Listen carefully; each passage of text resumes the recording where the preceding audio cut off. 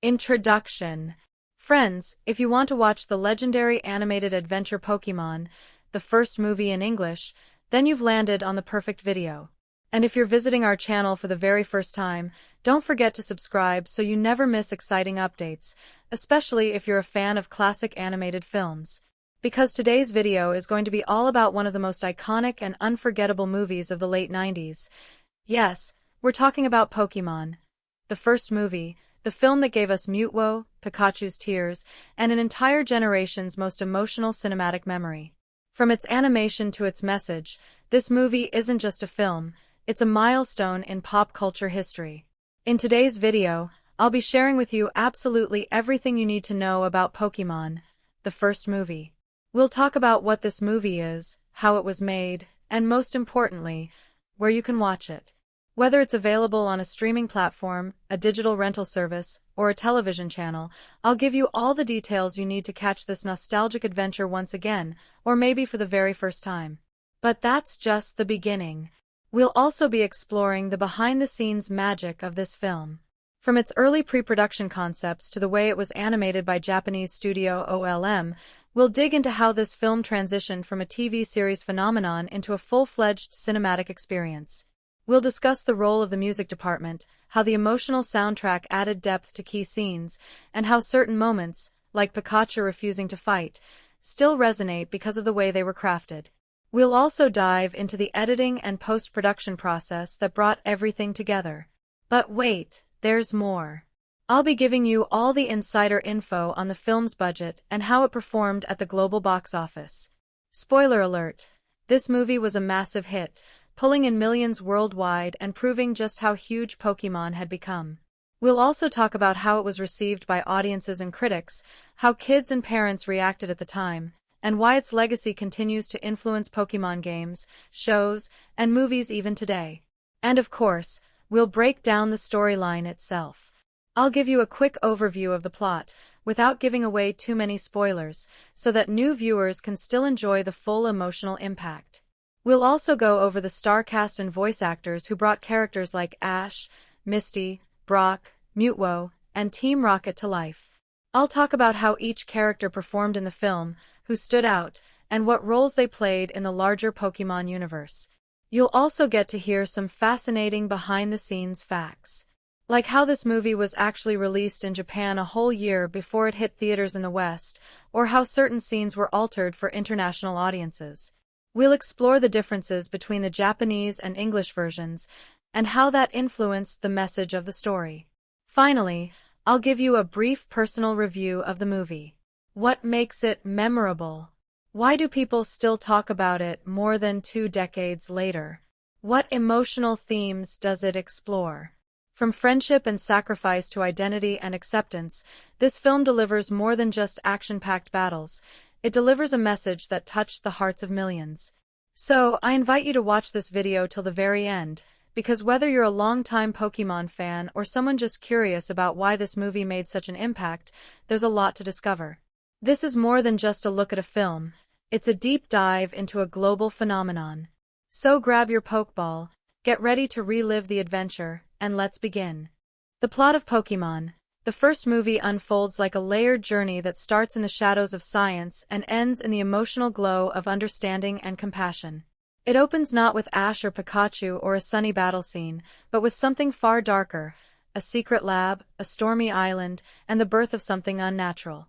Scientists, obsessed with unlocking the secrets of an ancient and mysterious Pokémon called Mew, succeed in creating its clone, Mewtwo. But from the very moment of his awakening, Mewtwo is plagued with existential confusion. Who is he? Why does he exist? Is he just a puppet made by humans? These are not your typical Pokémon questions. His birth isn't treated as a celebration, but as a scientific triumph stripped of emotion. This sequence sets the tone. This movie isn't just about catching Pokémon or winning battles, it's about identity, purpose, and power. The first major turning point comes swiftly when Mewtwo, realizing he was nothing more than a tool for humans, unleashes his fury and obliterates the lab that created him. He declares that he will now determine his own destiny, and begins plotting a plan that will reshape the entire Pokémon world. It's a bold and cinematic entrance for a villain who is more tragic than evil, a being who simply wants to know what it means to belong. Mewtwo's story is told with emotional weight, touching on themes of abandonment and rejection that hit far deeper than typical cartoon antagonists. From here, the narrative pivots into familiar Pokémon territory. The tone lightens, and we find Ash, Misty, and Brock enjoying a calm day. This classic trio brings warmth and nostalgia, and their presence reconnects the audience to the heart of the Pokémon universe: friendship, adventure, and the joy of bonding with Pokémon. Soon, Ash receives a challenge in the form of a mysterious invitation to a special tournament hosted by the world's greatest Pokémon trainer. Never one to back down from a challenge, Ash accepts, and the trio sets out on a new journey. This leads to one of the most memorable midpoints in any animated film of its time.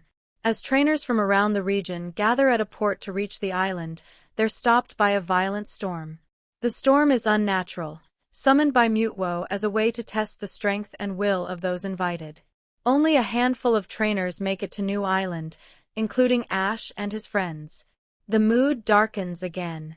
As they arrive, they are greeted not by luxury or celebration, but by Mewtwo himself, now commanding the room with icy control. The revelation that Mewtwo is behind everything shifts the story dramatically. This isn't a tournament. It's a trap. What follows is both a psychological and physical battle. Mewtwo challenges the very relationship between humans and Pokémon. He argues that humans enslave Pokémon, that strength is all that matters, and that his cloned versions, perfected and born without human influence, are superior. The battles that erupt between clones and their originals are emotionally charged, stripped of the thrill that usually accompanies Pokémon combat.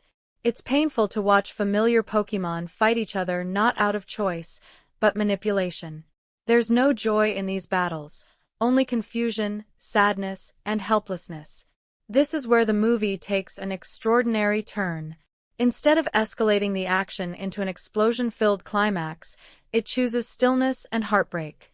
In the chaos, Ash tries to stop the fight and runs between a clash of psychic energy from Mew and Mewtwo. He's caught in the blast and turned to stone. The movie suddenly falls silent. No more attacks, no shouting. Just Pikachu, alone, trying desperately to wake Ash. He shocks him again and again, each time more desperate than the last. When it doesn't work, Pikachu breaks down and cries, joined by all the other Pokémon, clone and original alike. And then something magical happens. Their tears, born of shared grief and compassion, begin to glow. They drift through the air, gather around Ash, and slowly bring him back to life. This is the true emotional climax of the film, not a battle won, but empathy triumphing over hatred. Mewtwo, witnessing this miracle, begins to understand. Maybe he wasn't born like the others, maybe he was created in a lab, but feelings, compassion, connection, sorrow, are not exclusive to one origin. In that moment, he chooses not vengeance, but freedom, not destruction, but growth. He takes his clones and leaves, seeking peace. But before he goes, he erases the memories of those involved, not as an act of cruelty, but mercy. He doesn't want the pain or confusion to remain. The movie closes with Ash and his friends back at the port, wondering why the storm is gone, and what they were doing there in the first place. The day continues as if nothing happened, but the audience knows the weight of what occurred. The world was on the brink, and it was saved not by strength, but by love. The narrative structure is deceptively simple, linear, clean, and easy to follow, but packed with emotional and thematic complexity. The key turning points aren't just battles or plot twists, they're philosophical awakenings. Mewtwo's evolution as a character mirrors the movie's core theme, that real strength lies not in power or perfection, but in empathy, sacrifice, and connection. It's a story that begins in the cold sterility of a lab and ends in the warmth of shared emotion, all wrapped in the world of Pokémon. And that's what makes it so unforgettable. Character development in Pokémon. The first movie operates on multiple levels: philosophical, emotional, even spiritual, and while the story is simple enough for kids to follow, the transformation the characters undergo has depth that speaks to a much broader audience. These aren't static, one-note roles thrown into action scenes just to push the story forward. Each major character, from the genetically engineered antagonist to the smallest Pikachu, serves as a carefully placed piece in a larger puzzle about identity, empathy, and what it means to live with purpose. Let's begin with the character who commands the screen from his very first appearance, Mewtwo. His arc is nothing short of Shakespearean in tone. He begins life not as a baby or a young creature raised in kindness, but as a scientific experiment, created from the DNA of Mew, the world's rarest Pokémon. He is born fully conscious, fully powerful, but emotionally empty. His very first experiences are filled with betrayal and exploitation. He hears scientists calling him a success, a creation, a tool, and never a living being. What follows is an explosion of anger, but behind that anger is a deep, human longing to belong. Mewtwo doesn't just want to be strong, he wants to know why he exists. This central question drives every one of his choices. When he wipes out the lab and escapes, it's not an act of senseless violence, it's the act of someone who has had their birthright of love and identity stolen from them. Mewtwo then adopts the role of antagonist, but what makes him fascinating is that he doesn't sit comfortably in that role.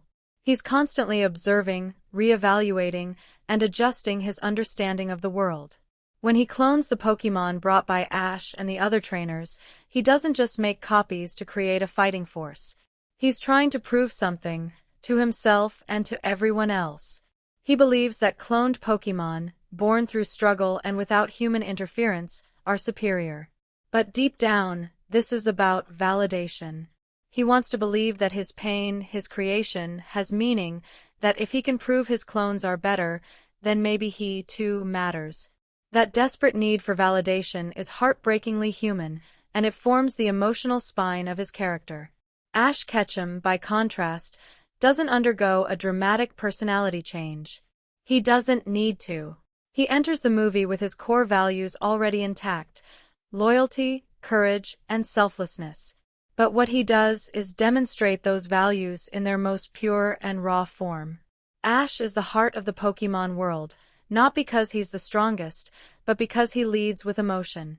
His moment of transformation isn't about gaining strength or leveling up, it's about stepping into danger for something greater than himself.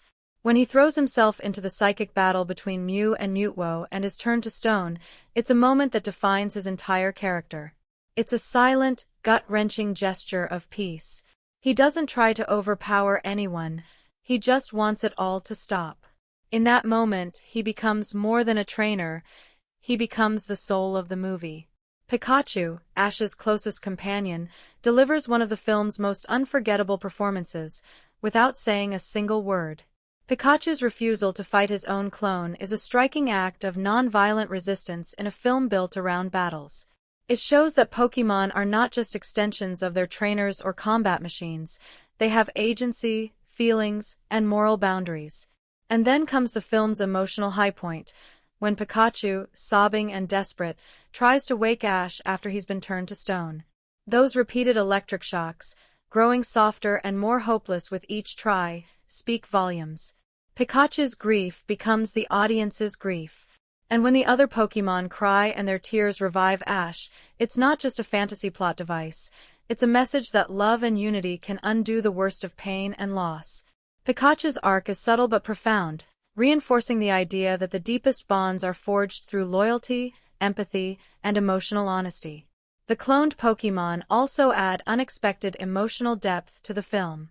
Each clone has a silent story to tell. They mirror their original counterparts, but they are not hollow copies. When they fight not out of desire, but out of command. Their pain is palpable. There's a sadness in their movements, a hesitation, as if they know this isn't right but don't know how to stop. They look like they're originals, but they were born without the same experiences, without the relationships that make life meaningful. They are the living proof of Mewtwo's belief that power is nothing without love. And by the end, when even they stop fighting, their stillness speaks louder than any line of dialogue could.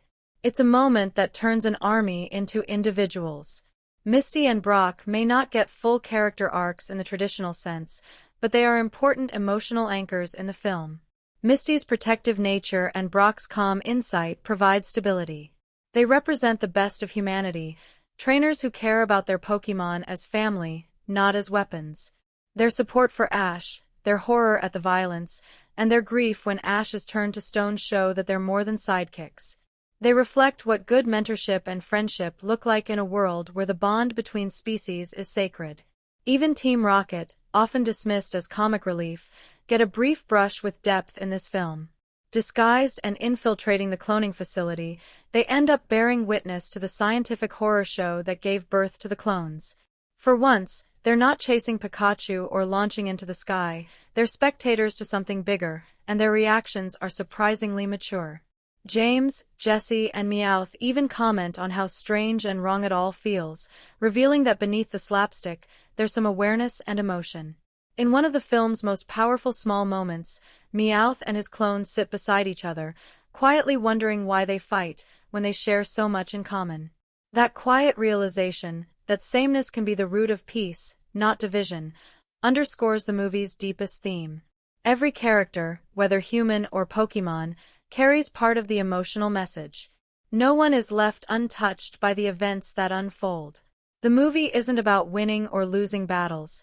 It's about finding humanity in unexpected places. It's about realizing that power means nothing without connection, and that every being, cloned or natural, human or Pokémon, has the capacity for love, pain, and growth.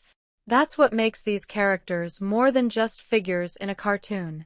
They're vessels for something real, something lasting, something profoundly human.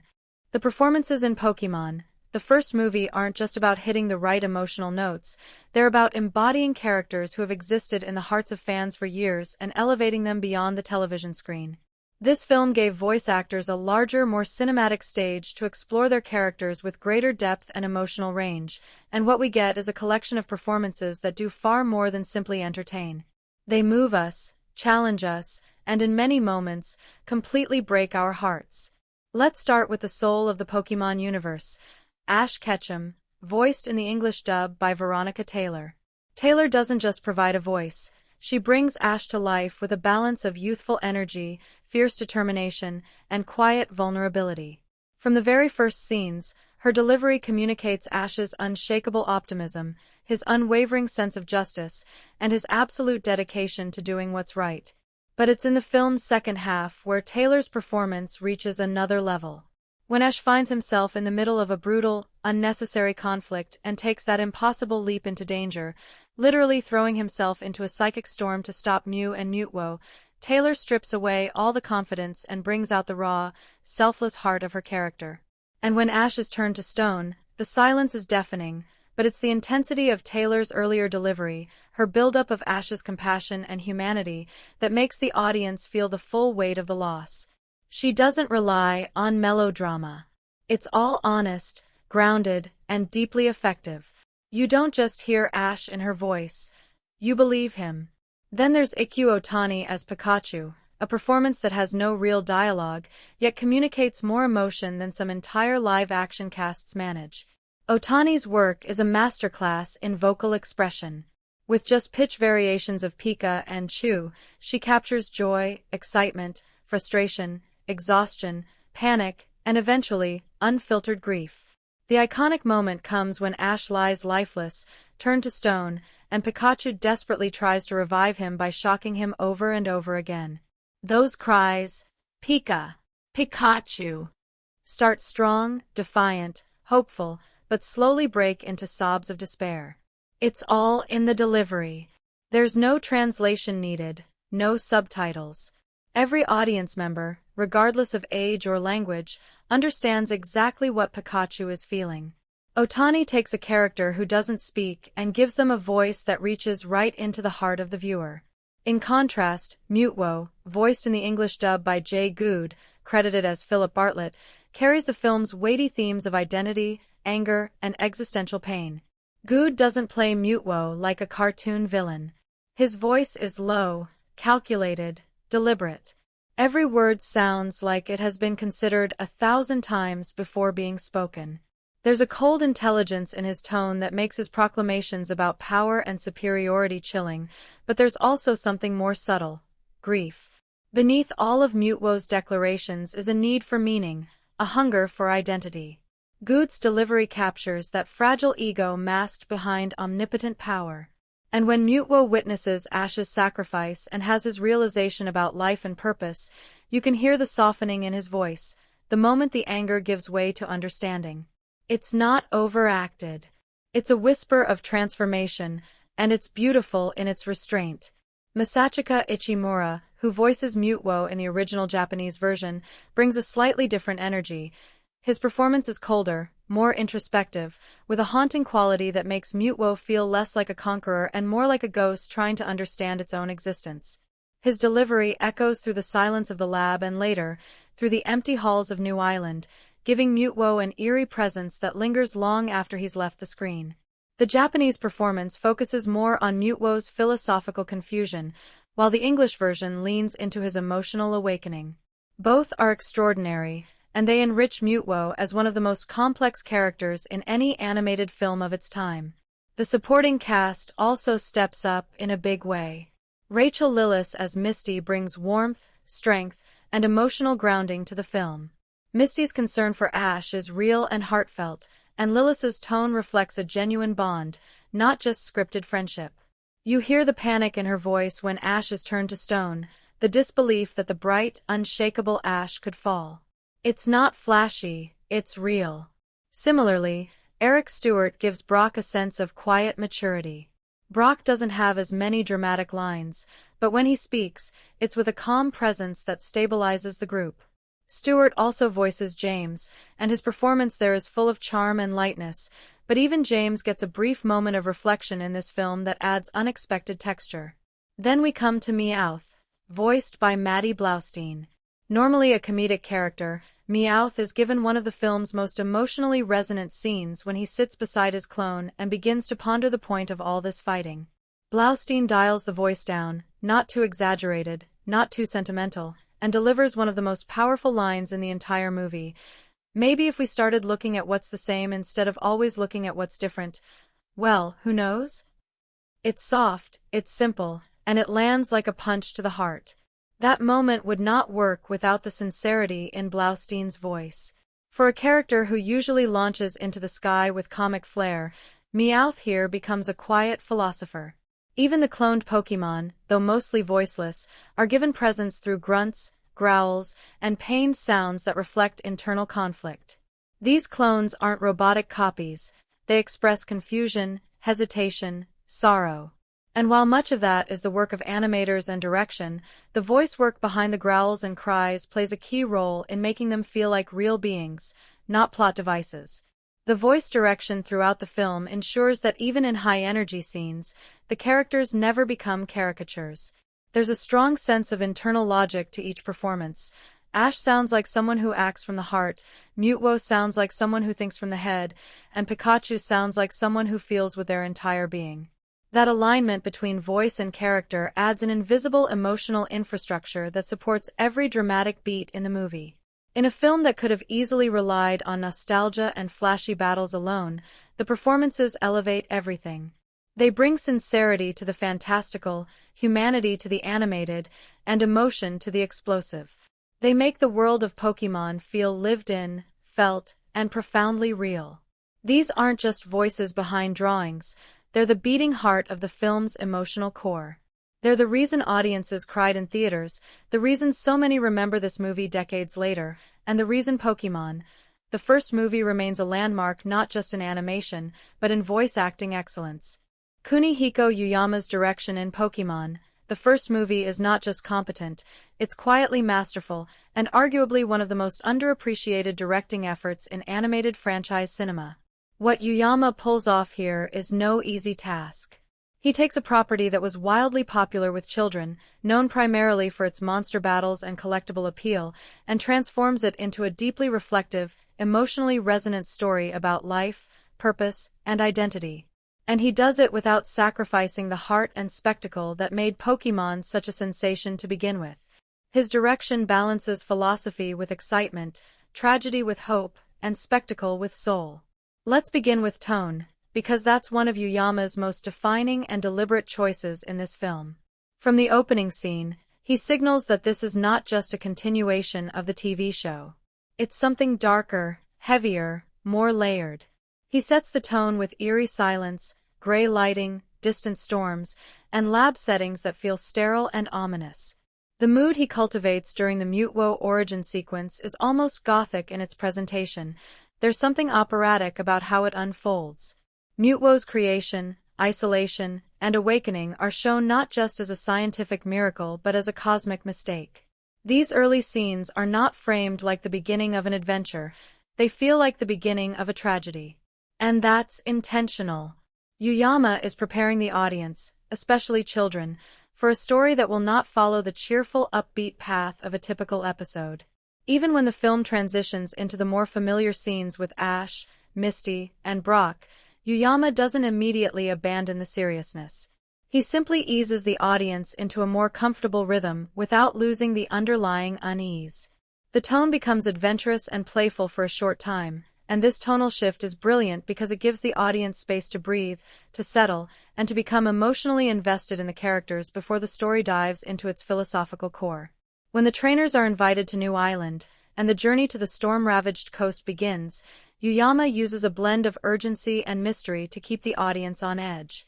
The visuals here are soaked in atmosphere: dark clouds, crashing waves, and Pokémon using their powers to push forward through nature's fury. It feels mythological, like a passage through a threshold into another world, and that's exactly what it is. Once the group reaches New Island, the direction tightens again. Yuyama shifts gears into high drama. The composition becomes stark and symmetrical. The dialogue becomes pointed and eerie. Every moment inside Mewtwo's fortress is carefully calculated to feel unnatural, like reality itself is bending. The Pokémon battles here are not thrilling in the way fans might have expected. Instead, they're slow, unsettling, almost sad. Yuyama uses repetition and silence to emphasize the moral weight of what's happening. Pokémon aren't battling for fun or glory anymore. They're being forced to fight their clones in a reflection of their own helplessness. There's no cheering, no strategies, just combat for the sake of proving a point. Yuyama deliberately strips the joy from these scenes to create discomfort, making the audience question the violence they've always accepted in this world. One of the most striking aspects of Yuyama's direction is his use of stillness. He knows exactly when to pause, when to hold a frame, and when to let the silence speak louder than any dialogue. The most iconic scene in the film, Ash turning to stone, is built entirely on these principles. When Ash jumps between Mew and Mewtwo's attacks, everything halts. There's no fast-cut editing, no explosive music, just a frozen moment followed by heartbreak. Pikachu trying to revive Ash is shown in repetitive, slow jolts, as if time itself has stopped to grieve. Yuyama doesn't rush through the pain. He lingers on it. The reaction of each Pokémon, the looks of horror, the tears beginning to form, all of it is captured with careful timing. He treats it not just as a plot twist, but as an emotional collapse. It's devastating because of how long he allows it to sit with us. The emotional climax is further elevated by Yuyama's mastery of visual storytelling. He doesn't rely on dialogue to explain Mewtwo's change of heart. He shows it in the reactions, in the way Mewtwo's eyes soften, in the silence that follows. The director trusts his audience, especially children, to understand the emotional subtext. This level of respect for the audience's intelligence is rare, and it's part of why the film left such a lasting impression on those who saw it in theaters. Beyond emotion, Yuyama also makes thoughtful choices in visual symbolism. The storm, for instance, is not just a literal obstacle. It represents chaos, imbalance, and the unnatural forces that Mewtwo has unleashed. The use of clones echoes themes of artificiality, loss of identity, and the moral implications of playing God. Even the architecture of New Island, cold, symmetrical, devoid of warmth, reflects Mewtwo's sterile and controlled vision of the world. These aren't random design decisions. They're extensions of the story's emotional and philosophical themes, and Yuyama uses them with purpose. And let's not forget the visual distinction between Mew and Mewtwo. Yuyama frames Mew as ethereal, round, full of motion and light. Mewtwo, in contrast, is angular, rigid, and always grounded or hovering in place like a looming statue. This contrast in movement tells you everything you need to know about their personalities and philosophies. Mew represents innocence and harmony. Mewtwo represents pain and calculation. Their battle, though brief, is a beautifully orchestrated visual metaphor for the war between instinct and intellect, emotion and ego. Yuyama's direction is also responsible for the film's elegant pacing. Despite being under 80 minutes long, the film never feels rushed. Every scene serves a purpose.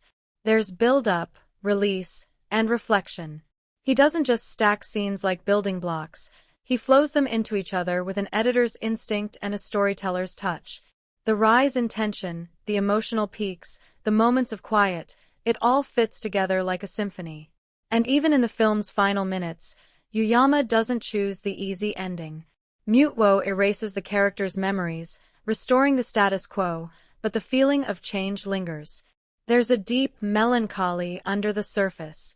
Ash and the others don't remember what happened, but we do. And so does Mewtwo. Yuyama ends the film not with a triumphant fanfare, but with a gentle fade, a visual and emotional exhale. It's soft, reflective, and powerful. In the end, Yuyama doesn't just direct Pokémon, the first movie. He curates an experience.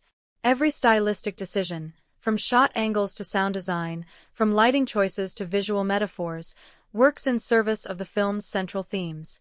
He guides the audience through a story that challenges the norms of animated adventure films, offering something deeper, something that lingers long after the credits roll. And he proves that even in a world full of magical creatures and psychic battles, the most powerful force in storytelling is empathy. The cinematography in Pokémon, the first movie, is a masterclass in visual storytelling that many might overlook because of the film's animated nature and its status as a children's franchise movie. Yet, behind the colorful characters and fast-paced action lies an intricate use of camera angles, lighting, framing, and movement that enriches the narrative and pulls the audience into the emotional and thematic core of the story. It's a cinematic experience that skillfully balances spectacle with subtlety, and it uses every visual tool at its disposal to heighten atmosphere, tension, and beauty in ways that resonate far beyond the screen. Starting with lighting, the film uses it like a storyteller's brush to paint emotional tones and underline narrative shifts. The scenes inside the lab where Mewtwo is created are drenched in cold, clinical light, shades of blues and grays that make the environment feel sterile, unnatural, and isolating. This stark lighting doesn't just set a mood, it visually communicates Mewtwo's own alienation and the sense that what's happening is something both extraordinary and wrong. Shadows fall sharply against machinery and glass tanks, suggesting secrecy and danger lurking just beneath the surface. The cold lighting clashes with the warm, natural light used in outdoor scenes, creating a strong visual dichotomy that mirrors the thematic clash between artificial creation and natural life. When the story shifts outdoors, especially during the voyage to New Island, the cinematography embraces expansive, dynamic compositions.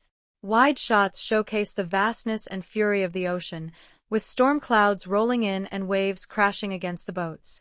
The camera work here is fluid and immersive, sweeping across the water and cutting to close-ups of characters' anxious faces and determined Pokémon. This interplay of scale, between the vast, uncontrollable sea and the intimate human reactions, builds tension and emphasizes the danger and uncertainty of their journey. The dynamic camera movements evoke a sense of motion and urgency, while the tight framing on characters in moments of fear or determination brings us closer to their personal stakes. This balance between grandeur and intimacy pulls the audience into the story emotionally as well as visually. Inside Mewtwo's fortress, the cinematography undergoes a sharp stylistic shift that perfectly encapsulates the oppressive and unnatural atmosphere of the place.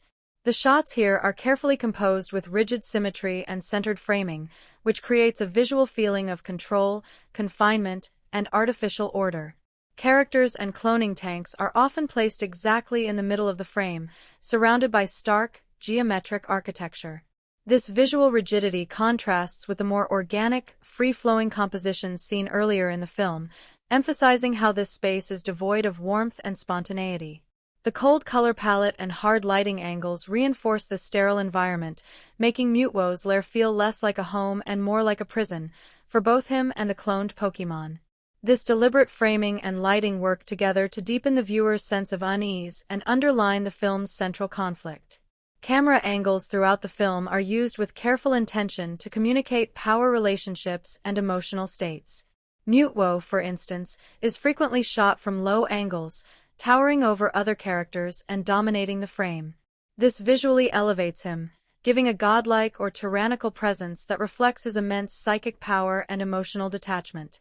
In contrast, Ash and his friends are often framed at eye level or slightly from above, making them appear more vulnerable and human in the face of Mewtwo's overwhelming force. These subtle shifts in perspective guide the audience's emotional alignment and understanding without needing explicit exposition. The cinematography really shines during key battle sequences, where fast cuts, zooms, and dynamic angles create a visceral sense of action and chaos. Yet, Yuyama and his team balance this kinetic energy with moments of stillness and focus that give emotional weight to the fights. Take the duel between Mew and Mewtwo. The camera follows Mew's playful, flowing movements with soft tracking shots that convey lightness and freedom, while Mewtwo's rigid, sharp postures are captured through tighter, more static shots that emphasize control and seriousness. This visual contrast isn't just about aesthetics, it reinforces the thematic dichotomy between innocence and experience, instinct and intellect, freedom and control. The camera becomes a storyteller, highlighting these opposing philosophies through movement and framing alone. Close-up shots are strategically deployed to draw viewers into the characters' emotional worlds. One of the most memorable is the lingering shot on Ash's petrified face after he is turned to stone. The detail, the calmness of his closed eyes, the stillness frozen in time, becomes hauntingly powerful. When the camera cuts to Pikachu's anguished face, the tight framing captures every quiver, every tear, every desperate cry. These intimate shots compensate for the absence of live actors' subtle facial expressions, making the emotional stakes clear and palpable. The cinematography invites the audience to feel the loss and heartbreak deeply, creating a bond between viewer and character that transcends the animated medium. Water and tears are also visually emphasized through thoughtful cinematographic choices.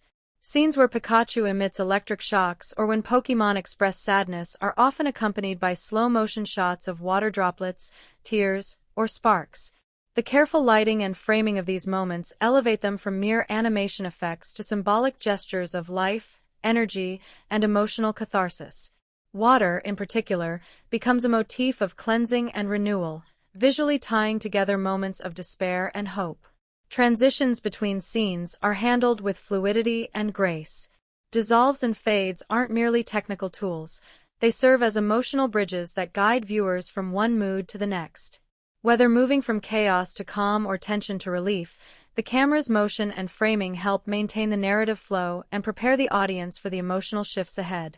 This rhythmic ebb and flow mirrors the story's pacing and emotional arcs, ensuring the audience remains immersed throughout the film. Color grading plays a pivotal role in reinforcing the film's emotional and thematic contrasts. The harsh blues and grays of the laboratory and cloning scenes emphasize coldness and artificiality, while warmer, more saturated colors during scenes of friendship and camaraderie underscore hope and natural life. The clones' environments are tinged with eerie bluish hues that mark them as unnatural, while the natural world shines with lush greens, warm sunlight, and soft shadows.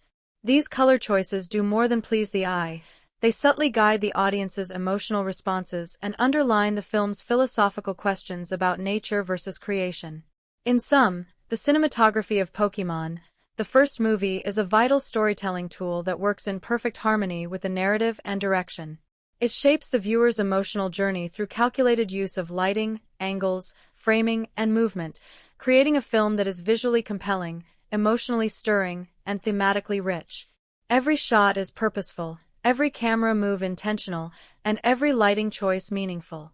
The editing and pacing in Pokémon, the first movie, operate like a well-crafted symphony, meticulously arranged to guide the audience through a roller coaster of emotions and narrative developments while keeping a compelling rhythm from start to finish. What might appear on the surface as a straightforward children's animation actually reveals a deeply considered editorial structure that balances excitement with introspection and action with emotional resonance. The film's flow is a dance between moments of rapid energy and slower, thoughtful pauses that give the story its heart and depth. Right from the opening scenes in the laboratory where Mewtwo is born, the editing sets a deliberately measured pace. Unlike the breakneck speed often found in children's cartoons, these moments unfold with calm, almost meditative cuts. The shots linger on sterile machinery, flickering monitors, and the creation process itself, inviting the audience to absorb the weight of what's happening rather than rushing through exposition. This slow pacing builds an eerie, almost haunting atmosphere that immediately establishes the seriousness of Mewtwo's origin story. It's a bold choice, as it pulls the viewer into a reflective mood rather than the typical excitement of a Pokémon adventure, signaling that this film intends to explore deeper themes. As the story shifts focus to Ash, Misty, Brock, and their journey to New Island, the editing tempo picks up, injecting a sense of urgency and adventure that contrasts beautifully with the film's quieter moments. The sequences of the trainers braving the violent storm feature quick cuts between crashing waves, tense faces, and Pokémon battling the elements. The cross-cutting here is particularly effective, weaving together multiple threads of action to maintain momentum and build suspense. This rapid back and forth not only keeps the audience engaged but also heightens the physical and emotional stakes. The storm becomes a character itself, its relentless force emphasized through fast-paced edits that immerse the viewer in the chaos. Yet, the film doesn't rely solely on fast cuts to maintain interest. The editing expertly balances kinetic energy with deliberate stillness, especially in pivotal emotional moments.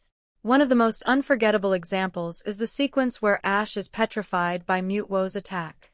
Instead of rushing past this dramatic turn, the editors slow the pace dramatically, holding on static shots of Ash's stone form and Pikachu's anguished reaction. The repetitive cuts between Pikachu's desperate attempts to revive Ash, with electric shocks that fail to bring him back, and the unmoving statue create a rhythm that mirrors Pikachu's frustration and grief. This cyclical pacing makes the moment linger in the viewer's mind, transforming what could have been a fleeting plot device into a profound emotional experience. Transitions between scenes in the film are not only smooth but emotionally purposeful. The use of dissolves, fades, and cuts often coincide with shifts in mood or theme, helping the audience adjust to changes in tone without feeling jolted. For instance, moving from intense battle scenes to quieter reflective moments is often accompanied by slower fades, giving viewers a moment to breathe and process what they've just witnessed. These subtle editing choices work like emotional signposts, guiding the audience through the narrative's peaks and valleys and ensuring a cohesive storytelling flow. The editing also respects the film's character-driven moments.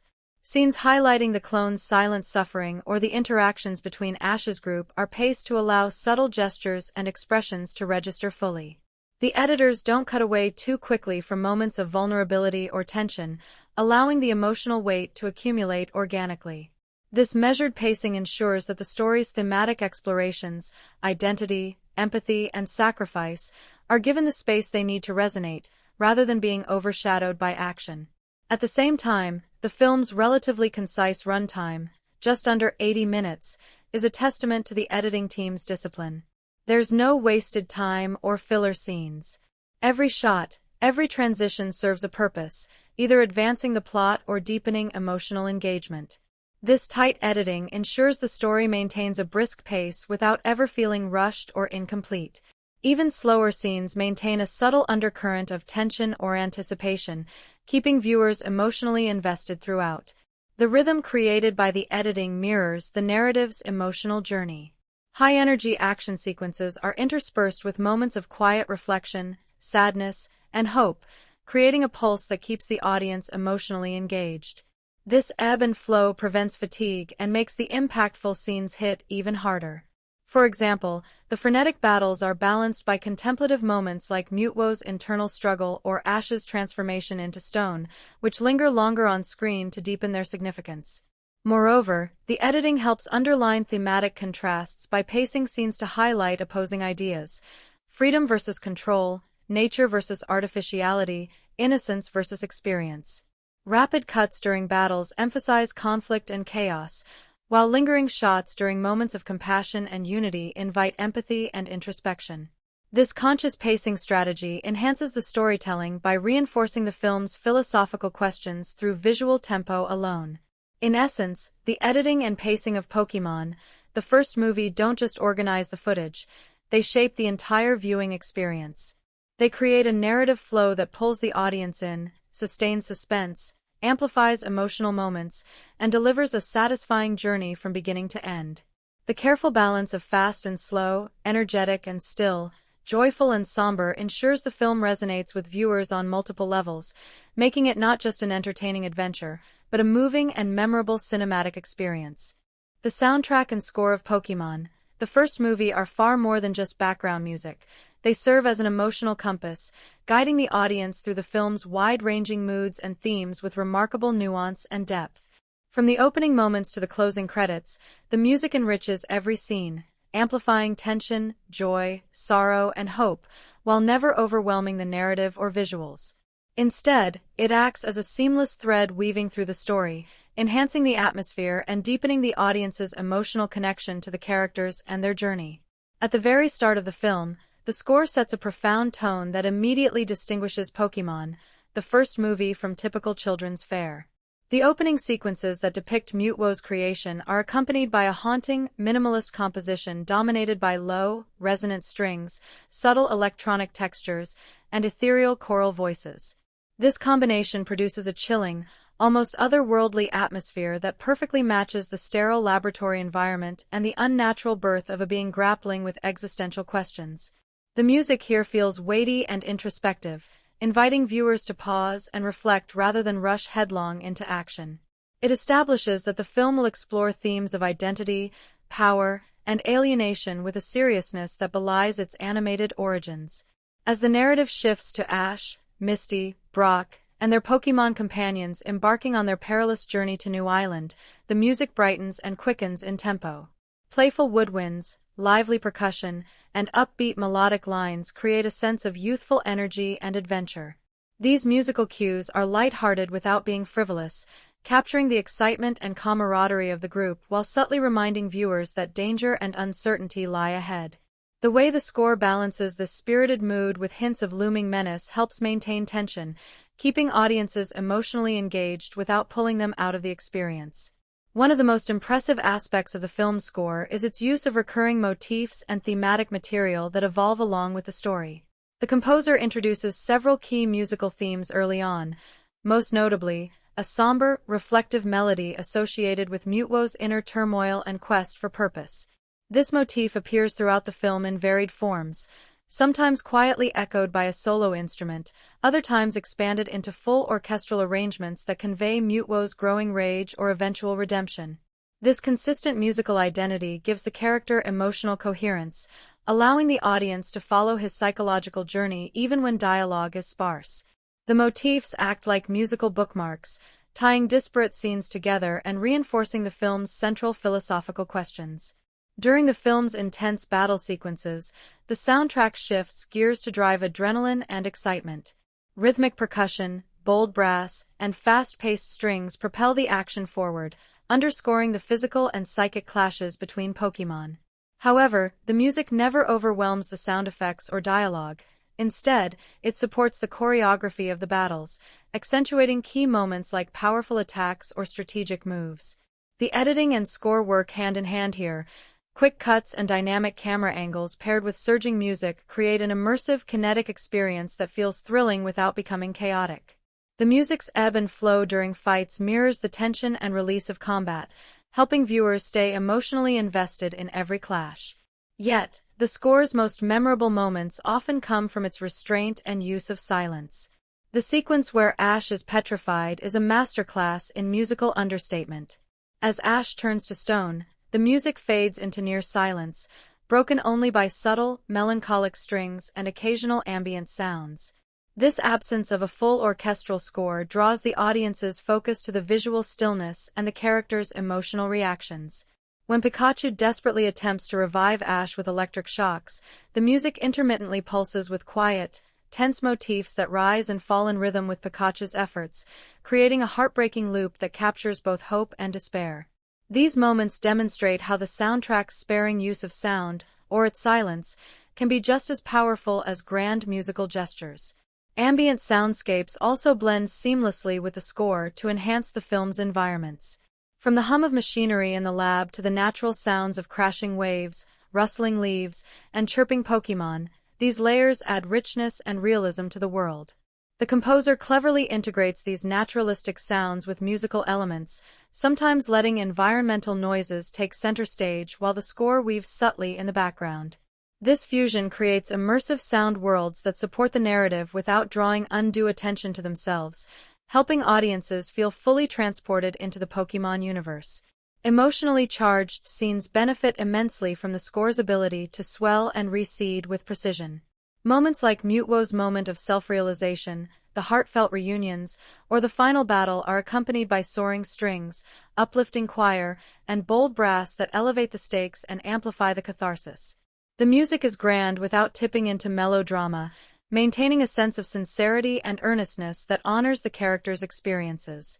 These orchestral crescendos feel earned rather than forced, making the emotional payoffs deeply satisfying.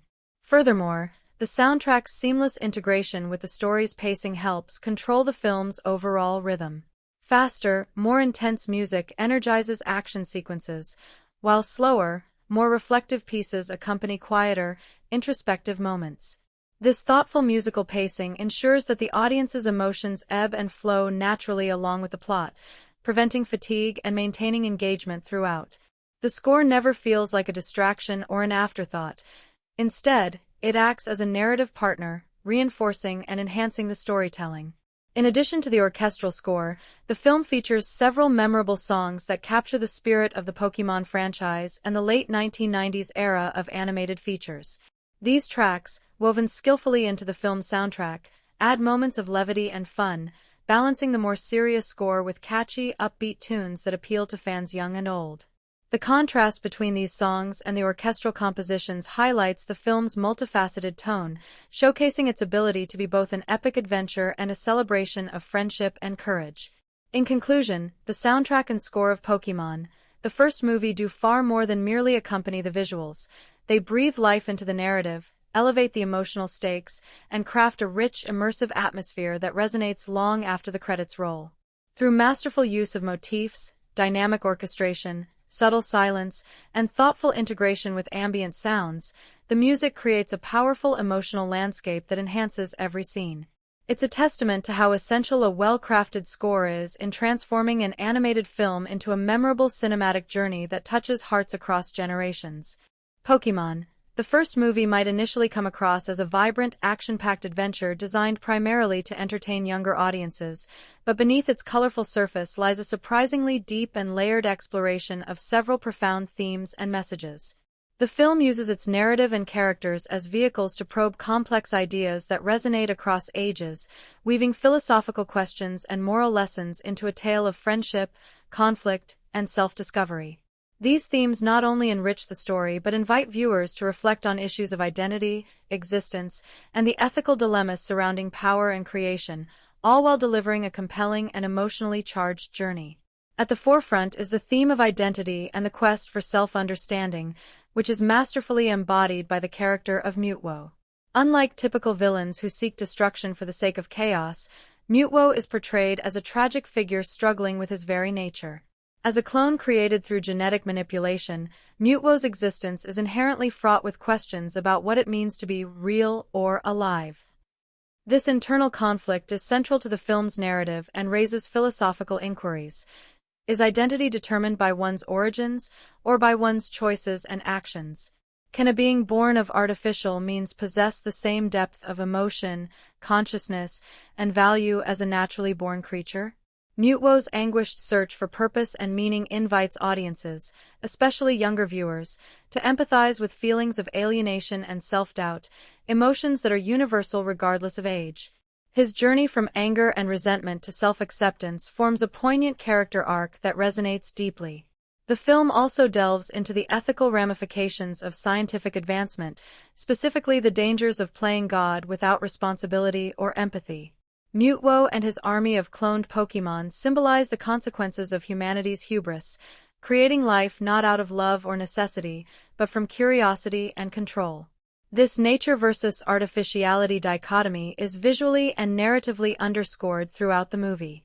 The original Pokémon are depicted as part of a natural, harmonious ecosystem, joyful and free, while the clones exist in cold, sterile environments, lacking the vibrancy and freedom of their counterparts. This contrast prompts viewers to consider important questions about the limits of scientific exploration. Should humans create life? What responsibilities come with such power? How does manipulation affect the essence of what it means to live? These issues echo real-world debates about cloning, genetic engineering, and bioethics, making the film's message relevant far beyond its fictional universe. Empathy and connection emerge as pivotal themes, especially in the film's emotional climax. Despite Mewtwo's initial posture of vengeance and superiority, the narrative reveals that compassion and understanding are the keys to healing the wounds of isolation and anger. Ash's selfless courage and unyielding belief in friendship act as catalysts for change, demonstrating that kindness can bridge even the widest divides. The uniting of humans and Pokémon, originals and clones alike, symbolizes the power of empathy to overcome prejudice and fear. This message is conveyed not through heavy-handed exposition, but through heartfelt actions and relationships, making it feel authentic and impactful. It champions the idea that love and mutual respect are fundamental to coexistence, a lesson that resonates universally. Power and control form another layer of the film's thematic complexity. Mewtwo's immense psychic abilities make him a figure of awe, but also of tragic isolation. The story interrogates the nature of power, how it can corrupt, alienate, and ultimately fail if wielded without compassion or purpose. Mewtwo's rage and desire to dominate stem from his pain and confusion, yet these very traits trap him in loneliness and conflict. The film suggests that true strength lies not in domination, but in understanding and harmony. This exploration of power dynamics extends beyond the fictional battles, touching on broader human concerns about leadership, responsibility, and ethical governance. Friendship, loyalty, and sacrifice are also central to the narrative's emotional core. Ash, Misty, Brock, and their Pokémon exemplify these virtues, showing that bonds forged in trust and shared adversity can overcome formidable obstacles. Their unwavering support for each other contrasts sharply with Mewtwo's isolation, highlighting that connection is a source of strength and meaning. The film celebrates these relationships not just in dialogue but through action, with moments of self-sacrifice and courageous teamwork underscoring the narrative. These themes reinforce the importance of community and empathy, especially in the face of fear and misunderstanding. A subtle but important theme woven throughout the film is the tension between destiny and free will. Mewtwo's existence might seem predetermined by his genetic origins, but his choices reveal that identity is shaped by decisions and growth. The film encourages viewers to reflect on the power of agency, the ability to choose compassion over anger, peace over conflict, and suggests that while we may be influenced by our backgrounds, we are not bound by them. This message of hope and empowerment adds philosophical depth, reminding audiences that change and redemption are always possible. What makes these themes particularly effective is how naturally they emerge from the story rather than feeling imposed or didactic. The film avoids preaching by embedding its messages within the characters' struggles, conflicts, and resolutions. Whether it's Mewtwo's existential crisis, Ash's unwavering optimism, or the Pokémon's collective struggle for survival and understanding, the themes arise authentically through the narrative and visuals. This approach invites audiences to engage with these ideas thoughtfully, sparking reflection without overshadowing the entertainment. Additionally, the film's use of symbolism and visual storytelling reinforces its thematic concerns. The stark contrast between the sterile cloning lab and the vibrant natural world, the imagery of mirrors and reflections during Mewtwo's self-examination, and the recurring motif of broken and mended relationships all serve to deepen the exploration of identity, alienation, and reconciliation. These artistic choices elevate the film beyond a simple adventure, making it a layered work that rewards attentive viewing. In exploring themes like identity, power, empathy, and choice, Pokémon, the first movie manages to transcend its genre and target audience, offering a narrative rich in meaning and emotional resonance. It challenges viewers to think about what defines them, how they relate to others, and what responsibilities come with power and creation. This complexity, wrapped in the accessible and beloved Pokémon universe, creates a lasting impression that stays with audiences well beyond the closing credits, making it a film that speaks to both the heart and the mind. Pokémon, the first movie, stands as a fascinating example of late 90s animation where the artistry of traditional hand-drawn techniques intersects thoughtfully with emerging digital technology, creating a visual experience that is both nostalgic and subtly innovative. Released during a period when CGI was still finding its footing in mainstream animated films, the movie uses computer-generated effects with a careful, restrained hand, ensuring that the digital enhancements feel like natural extensions of the hand-drawn world rather than jarring intrusions. This delicate balance between classic animation and selective CGI contributes significantly to the film's immersive atmosphere and storytelling impact. The backbone of the film's visuals is the vibrant and fluid 2D animation that was standard for the era, showcasing the skill and dedication of the animators. Characters like Ash, Misty, Brock, and the vast array of Pokémon are brought to life through expressive, meticulously crafted drawings full of personality and movement. The backgrounds, often richly detailed and painted with care, provide lush, colorful settings, from serene forests and crashing ocean waves to the stark clinical laboratory where Mewtwo was born. This foundation in traditional animation gives the film a tactile warmth and timeless quality that digital animation sometimes struggles to replicate. It grounds the film's fantastical elements in a style that feels approachable and genuine, making the world feel lived in and consistent. Where the film really stands out is in its judicious use of CGI to enhance certain visual elements that would have been difficult or impossible to achieve convincingly through hand-drawn methods alone. The digital effects are most noticeable in sequences involving Mewtwo's psychic powers, environmental phenomena, and energy attacks. For example, Mewtwo's psychic blasts, force fields, and telekinetic abilities are given a glowing, ethereal quality through layered digital effects that add depth and luminosity. These shimmering energies and distortions help convey the otherworldly nature of his powers, visually separating him from the other Pokémon and humans. The CGI here doesn't feel like an add-on, but rather an intrinsic part of how the film depicts psychic phenomena, enhancing immersion by making these abilities visually stunning and believable within the film's universe.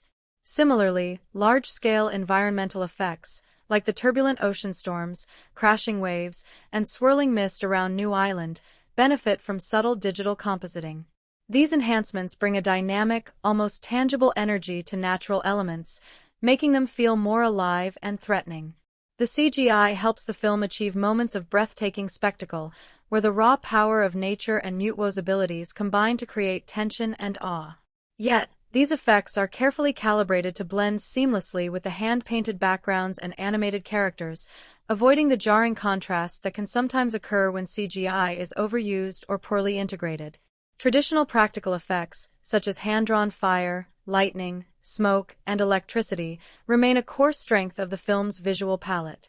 These effects are rendered with organic fluidity and subtle imperfections that lend them an expressive, almost painterly quality. For instance, the flickering flames during battles or the crackling sparks of Pikachu's electric attacks dance with lively unpredictability, capturing a raw energy that digital effects often struggle to replicate convincingly. The tactile feel of these hand-drawn effects contributes to the film's visual cohesion, ensuring that even amidst digital enhancements, the overall aesthetic feels unified and intentional. One of the film's most impressive accomplishments is how it avoids the temptation to overuse visual effects simply because the technology was available. Each CGI element serves a clear narrative or emotional purpose, whether it's illustrating the devastating force of a psychic blast or the fragile beauty of natural environments. The effects enhance storytelling by visually manifesting abstract concepts like psychic energy or the contrast between life and artificial creation. This purposeful deployment helps keep the audience's attention focused on the story and characters, rather than distracting with gratuitous spectacle. In the Pokémon battle scenes, the interplay between traditional animation and CGI creates an exhilarating visual rhythm. The fights are choreographed with dynamic movement and clear staging, allowing viewers to follow the action easily while feeling the intensity. Digital effects, such as glowing energy trails or shimmering auras, accentuate attacks and impacts, adding flair without overwhelming the visuals. This careful balance ensures that each confrontation feels thrilling and meaningful, with the animation and effects working in harmony to deliver excitement and clarity. Lighting and color palettes play a crucial role in unifying the visual effects with the rest of the film. CGI elements are designed to match the established hues and shading of the painted backgrounds and character animation. This attention to color consistency and light direction helps prevent the digital effects from feeling out of place or artificial. For instance, the cool blues and purples of Mewtwo's psychic energy complement the laboratory's sterile lighting, while the warm oranges and yellows of fire and electricity harmonize with the natural outdoor settings. This thoughtful integration enhances immersion, making the digital and practical effects feel like parts of the same world. The film also uses visual effects creatively to reinforce character and thematic contrasts. Mewtwo's digital glow and psychic distortions emphasize his unnatural origins and immense power, visually setting him apart from the naturally animated Pokémon and humans. This contrast echoes the film's broader themes of nature versus artificial creation, identity, and control. The effects thus serve not only an aesthetic function but a symbolic one, enriching the narrative through visual storytelling. While the CGI in Pokémon, the first movie, is subtle by modern standards, it was groundbreaking at the time and contributes to the film's distinctive visual identity. It shows a thoughtful blending of new technology with traditional artistry, capturing the best of both worlds to enhance the story without overshadowing it. The effects support and elevate the narrative, making key moments more impactful and the world more immersive. Ultimately, the visual effects and CGI in Pokémon, the first movie, exemplify how technology can complement traditional animation when used with care and artistic vision. By enhancing psychic powers, environmental phenomena, and emotional highlights, the film creates a richer sensory experience that pulls audiences deeper into its imaginative world. The result is a beautifully crafted visual tapestry where hand-drawn warmth meets digital sophistication, delivering a timeless animated adventure that remains engaging and visually captivating decades after its release. Pokémon, the first movie, transports viewers into a richly imagined world where every setting and detail plays a vital role in grounding the fantastical elements and enhancing the story's emotional weight. The film's production design, spanning environments, props, and locations, is crafted with an eye for authenticity and atmosphere, creating spaces that feel tangible, lived in, and visually compelling. These carefully designed locations do more than serve as mere backdrops. They actively shape the narrative, influence character interactions, and deepen the audience's immersion in the Pokémon universe. The film opens with the sterile, high-tech laboratory where Mewtwo was created, a setting that immediately establishes a stark, clinical tone. The lab's design features sleek metallic surfaces, glowing screens, and complex machinery, all rendered with precise detail to evoke a sense of scientific coldness and control. This environment contrasts sharply with the natural, vibrant world that the rest of the film inhabits. The laboratory's sterile aesthetic underscores the unnatural origin of Mewtwo and the ethical questions surrounding his creation. It feels believable as a cutting-edge research facility while also carrying symbolic weight, making it a compelling space that sets the stage for Mewtwo's existential crisis. Beyond the lab, the film transports us to New Island, a mysterious, lush locale that feels alive with natural beauty and hidden danger. The island's landscapes are richly textured, featuring dense forests, rocky cliffs, cascading waterfalls, and pristine beaches. These natural settings are rendered with vibrant colors and dynamic lighting that capture the wonder and unpredictability of the outdoors. The contrast between the island's serene beauty and the chaos unleashed by Mewtwo's actions adds tension and visual interest, making the location itself a character in the story. The sense of isolation and mystery surrounding New Island enhances the stakes, as it becomes the battleground where humanity, Pokémon, and nature collide. The production design pays close attention to scale and detail, making both the human characters and the Pokémon feel grounded in their environments. The careful rendering of props, such as Ash's backpack, Pokeballs, and various equipment, adds authenticity and familiarity, reinforcing the everyday reality within this extraordinary world. These tangible objects connect viewers to the character's journey, making the fantastic elements feel accessible and relatable. The use of natural elements like rocks, trees, and water in the backgrounds not only enriches the visual landscape but also influences how characters move and interact, creating dynamic and believable action sequences. Lighting and color choices throughout the film's settings play a pivotal role in shaping mood and emphasizing themes. The laboratory scenes use cool, muted tones with sharp, artificial lighting to evoke sterility and detachment, while the island scenes burst with warm sunlight, rich greens, and natural shadows that breathe life into the environment. This interplay of light and color visually underscores the film's thematic contrasts between artificiality and nature, confinement and freedom, isolation and connection. The settings are never static. Changes in weather, time of day, and environmental conditions add layers of realism and emotional texture to the story.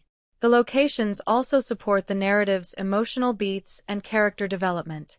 For instance, the quiet, secluded corners of New Island provide spaces for introspection and confrontation, allowing characters like Mewtwo to wrestle with their inner turmoil away from the outside world. The vastness of the ocean and open sky evoke feelings of freedom and possibility, contrasting with moments of tension and confinement inside the lab. These spatial dynamics heighten the emotional impact of key scenes, making the settings active participants in the storytelling rather than passive backgrounds. Visually, the film balances broad, sweeping vistas with intimate, detailed shots to create a sense of scale and depth. Expansive landscapes emphasize the grandeur and stakes of the Pokémon world, while close-ups on characters and environmental details draw viewers into the nuances of the narrative. This careful composition guides the audience's attention and shapes their emotional journey, making the world feel immersive and layered. The production design also skillfully reflects the personalities and themes associated with different characters. Mewtwo's environment, for example, is stark and mechanical, echoing his artificial origins and internal isolation. In contrast, the natural settings inhabited by Ash and his friends highlight themes of friendship, exploration, and harmony with nature. This thoughtful use of design elements reinforces character motivations and story arcs visually, enriching the narrative without needing explicit exposition. Props and environmental details are meticulously crafted to serve both aesthetic and functional purposes. Elements like the energy crystals in the lab, ancient ruins on the island, and natural hazards such as jagged rocks or turbulent waters contribute to world building and influence plot developments. These details create opportunities for creative storytelling, action sequences, and character interactions, making the world feel dynamic and full of possibilities. Even minor locations, such as caves, bridges, and clearings, are designed with care, adding variety and texture to the film's geography. These diverse settings provide distinct moods and challenges, keeping the visual experience fresh and engaging. Each new locale introduces different lighting, color schemes, and atmospheric effects that enrich the storytelling and maintain audience interest. In sum, the set design and locations in Pokémon, the first movie, do much more than frame the action. They build a believable, captivating world that enhances every aspect of the film. Through meticulous attention to detail, thoughtful use of color and light, and environments that reflect and deepen the story's themes, the production design invites audiences to fully immerse themselves in the adventure. The settings become living, breathing spaces that shape the characters' journeys and elevate the film from a simple animated feature to a richly textured cinematic experience. Pokémon, the first movie, delivers its dialogue and script in a way that's both accessible and surprisingly layered, balancing straightforward, engaging exchanges with moments that carry genuine emotional weight. The script knows it's telling a story primarily aimed at younger audiences, so much of the dialogue is clear and direct, making the plot easy to follow and the characters relatable. But within that clarity, there are flashes of sharpness, heartfelt sincerity, and philosophical pondering that elevate the writing beyond simple kids' fare. The conversations between Ash, Misty, Brock, and their Pokémon companions are peppered with naturalistic banter and expressions of friendship that feel authentic to their characters. These moments ground the film, providing levity and warmth amidst the larger, more intense conflicts. The dialogue captures the camaraderie, determination, and youthful enthusiasm that fans love, making the characters feel like genuine friends on a shared adventure. It's these interactions that often carry a light-hearted tone, balancing the heavier themes woven into the narrative. Where the script really stands out is in its handling of Mewtwo's character. His lines are imbued with a brooding intensity and philosophical depth that set him apart from typical animated antagonists. Mewtwo questions his own existence and purpose with speeches that delve into themes of identity, power, and creation. His dialogue challenges viewers to think about complex ideas, what it means to be real, the consequences of playing God, and the pain of isolation. These moments lend the script an unexpectedly mature layer, making Mewtwo not just a villain but a tragic, introspective figure. His words resonate with emotional weight, inviting sympathy and reflection. The script also shines in scenes where characters confront moral dilemmas and emotional crises. Ash's heartfelt pleas for understanding and peace carry genuine earnestness, his simple but powerful statements cutting through the tension. These moments offer a hopeful counterpoint to Mewtwo's anger and confusion, underscoring the film's central message about empathy and connection. The emotional sincerity of these lines helps anchor the story's more philosophical aspects in human feeling, making them relatable even to younger viewers. Memorable lines and catchphrases also pepper the script, giving the film moments that stick in the audience's mind. Whether it's Ash's declarations of friendship and bravery or Mewtwo's chilling proclamations about power and identity, the dialogue includes phrases that define key themes and character motivations. These standout lines become anchors for the narrative, encapsulating the film's spirit and making it easy to recall and quote. The script balances exposition and action smoothly, delivering necessary background information without bogging down the pace. Important plot points and character motivations are conveyed efficiently, often through dialogue that feels organic rather than forced. This keeps the story moving while ensuring viewers understand the stakes and emotional arcs. The pacing of dialogue matches the film's rhythm, speeding up during action sequences with brisk exchanges and slowing during moments of reflection and character development. Humor is used sparingly but effectively. Light jokes and playful teasing among Ash, Misty, Brock, and the Pokémon provide welcome breaks from tension and build rapport between characters. These moments feel natural and character-driven rather than inserted for comic relief, enhancing the sense of friendship and fun that balances the film's more serious elements. The dialogue also serves to emphasize the thematic contrasts present in the story. For example, the blunt, scientific language used by the lab technicians contrasts with Mewtwo's poetic and existential musings, highlighting the tension between cold rationality and emotional depth. This linguistic contrast enriches the narrative, making the script more textured and engaging. Overall, the film's script crafts a compelling blend of straightforward adventure, emotional sincerity, and philosophical reflection. Its dialogue feels alive and purposeful, carrying characters through thrilling battles and heartfelt moments with a voice that is both entertaining and thought-provoking.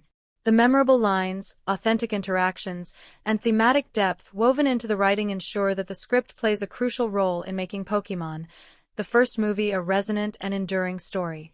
Pokémon, the first movie, lives and breathes within the adventure and fantasy genre, but it manages to play with these conventions in ways that feel both familiar and refreshingly layered. On the surface, it hits many of the expected beats: a heroic journey, epic battles, clear lines between good and evil, but it also injects nuances that elevate it beyond a simple kids' cartoon or formulaic monster movie. It respects the genre's core elements while adding its own twists and depth, keeping audiences engaged on multiple levels. At its core, the film embraces the classic hero's journey.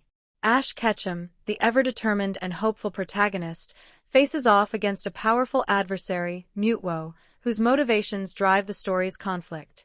This setup ticks many boxes of the adventure genre: hero versus villain, a quest for understanding, and an ultimate showdown with high stakes. The action sequences, full of intense Pokémon battles, deliver the adrenaline rush fans expect, with strategic moves, elemental powers, and dramatic near-defeats keeping the tension alive. The film certainly doesn't shy away from spectacle, offering plenty of visually dynamic fights that satisfy the thrill-seeking side of the genre.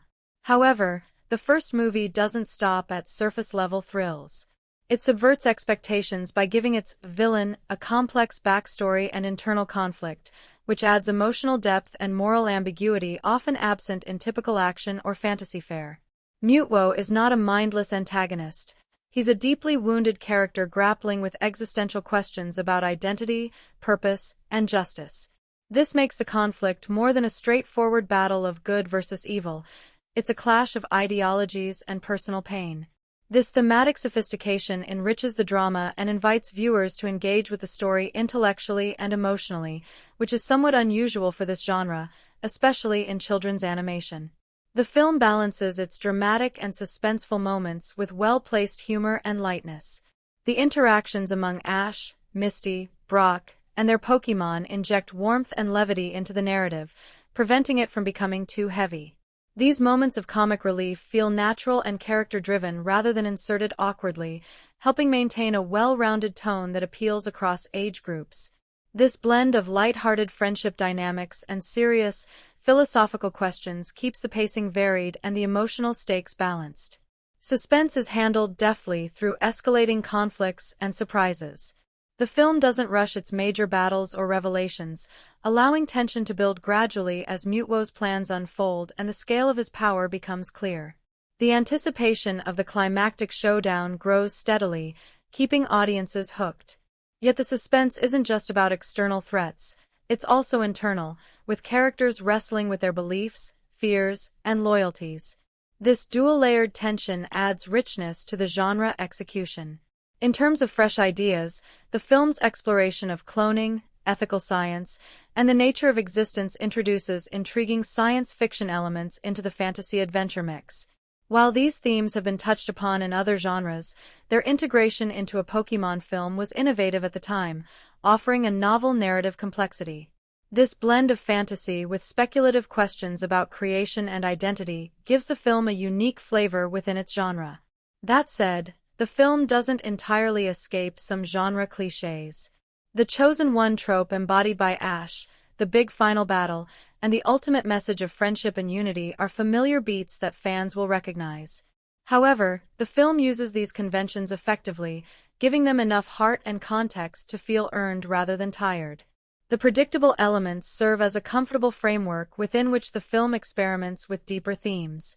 The pacing also reflects a genre-savvy approach, balancing fast-paced action sequences with quieter, reflective scenes that develop character and theme. This ebb and flow keep the audience engaged without overwhelming them, providing space for emotional resonance amid the spectacle. Visually, the film adheres to the vibrant, fantastical aesthetics expected in the genre, with colorful Pokémon designs and imaginative environments, but it also incorporates darker tones and dramatic lighting during intense moments, hinting at the narrative's more serious undercurrents. This visual tone complements the genre blending of light-hearted adventure and existential drama.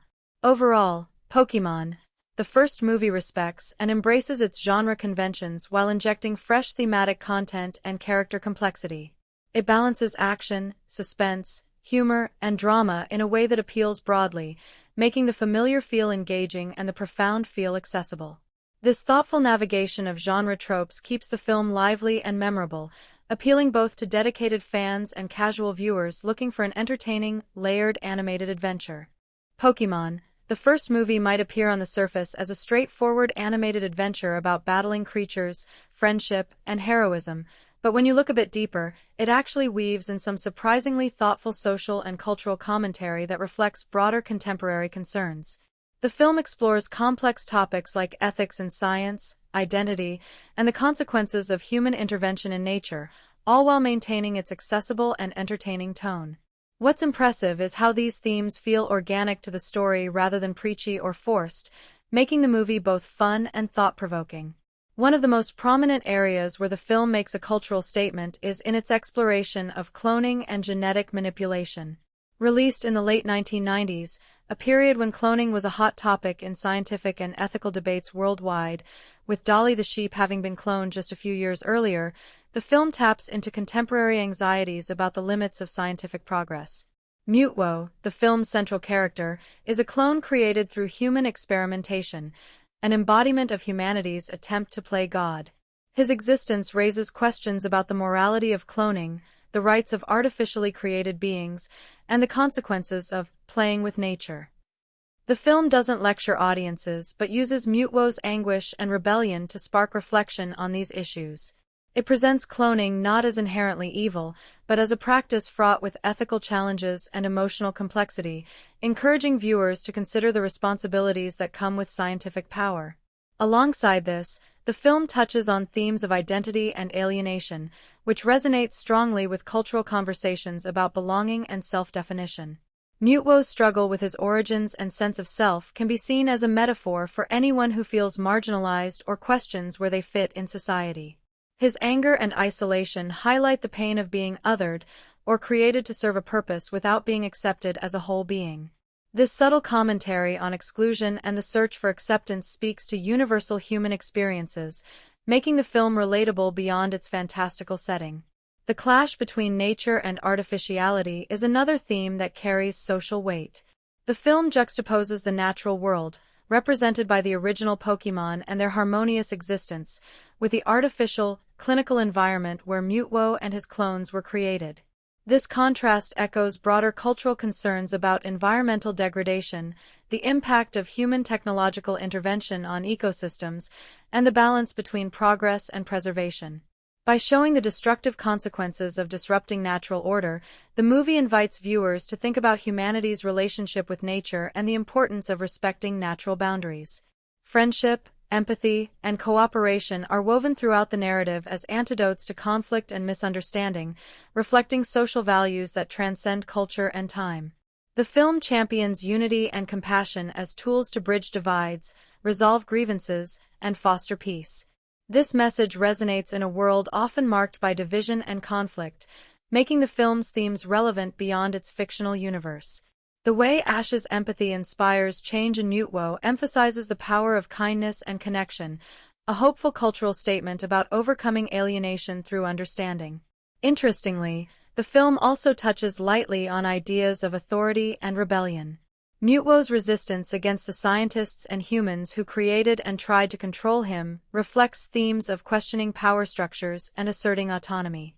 While not overtly political, this dynamic can be interpreted as a commentary on the desire for self-determination and the dangers of authoritarian control, themes that have universal cultural resonance.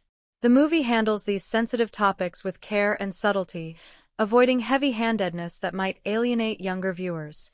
Instead, it blends social commentary into character motivations and plot developments naturally, allowing audiences to engage with these issues at their own level. The emotional depth of Mewtwo's journey and the moral questions raised by the story encourage reflection without detracting from the entertainment value. Overall, Pokémon, the first movie, uses its fantasy framework to address real-world social and cultural issues in a way that feels seamless and meaningful. It sparks conversations about science, ethics, identity, and empathy while maintaining a fun, action-packed adventure. This blend of entertainment and thoughtful commentary is part of what gives the film lasting appeal, inviting audiences to enjoy the spectacle while pondering deeper questions about humanity and our place in the world. Pokémon, the first movie, has a unique way of connecting with its audience on multiple emotional levels, making it much more than just an animated adventure. From the moment the story begins, it pulls viewers in with excitement and wonder, and it doesn't let go. The film expertly balances moments of joy, tension, sadness, and triumph, creating a roller coaster of feelings that keeps audiences deeply engaged and invested in the journey. One of the strongest emotional hooks is the bond between Ash and his Pokémon, especially Pikachu. Their friendship is a cornerstone of the film and serves as an emotional anchor throughout. When Pikachu is caught in danger or when Ash risks everything to protect his friends, viewers can't help but feel their hearts race and emotions swell. These moments of loyalty and sacrifice are crafted so well that they often inspire genuine tears, even from audiences who might not usually be moved by animated films. The emotional stakes feel real because the characters' connections are portrayed with sincerity and warmth. The film also delivers plenty of excitement and adrenaline, especially during the intense battle sequences. The Pokémon fights are fast-paced and visually dynamic, sparking thrills as viewers cheer on their favorite creatures.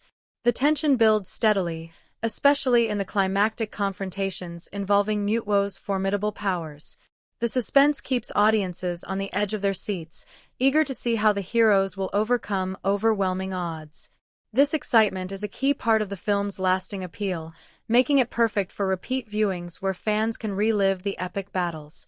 Laughter finds its place too, woven naturally into the interactions between Ash, Misty, Brock, and their Pokémon. Their playful banter and light-hearted moments offer relief from the story's heavier themes, making the characters feel relatable and real. These humorous bits invite the audience to connect with the characters beyond the plot, creating a sense of friendship that enhances engagement. The balance of humor and drama keeps the tone varied and enjoyable, appealing to viewers of all ages. Perhaps the most powerful aspect of the film's emotional resonance comes from its exploration of themes like identity, acceptance, and redemption, primarily through Mewtwo's character. His journey from anger and confusion to understanding and peace invites viewers to reflect on their own experiences of feeling different or isolated.